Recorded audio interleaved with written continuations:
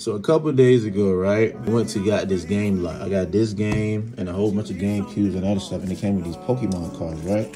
So I posted this short yesterday, and somebody told me that this Pokemon card was fake. So I was like, man, let me just do my own little research. Let me look into it, right? And I come to find out this shit is fake. You feel me? Let me tell you how it's fake and how you can automatically just tell.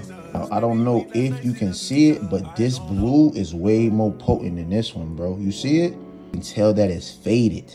Now, I thought I was gonna make a lot of money off this shit, but it's okay. It's a learning experience. The same thing with this, right? This is a fake Nintendo 64 game. It still works and everything, but it's fake. The reason why, let me explain something to you, right? If you pay close attention, right? You see how it says information. This is in Spanish, but you see how it says information?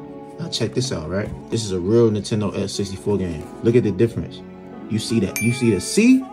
Bro, that's all you gotta look for. I'm not mad about the shit, bro. I done lost a lot of money reselling with buying phones and everything. Bro, I'm just learning. You feel me? I'm still a rookie at Pokemon cards. You feel me? I'm still learning about this type of shit too. I'm still gonna make money. It's not the end of the world, so don't let that unmotivate you, bro. Just keep going, bro. It's a little setback. I don't care. I still got a Nintendo 64 that still works, a whole bunch of games, a whole bunch of everything. The number one thing, bro, is to keep moving fucking money. That's it, bro. Keep moving money. Don't think about losses. Don't think about anything. Just keep moving forward and you'll be okay, I promise.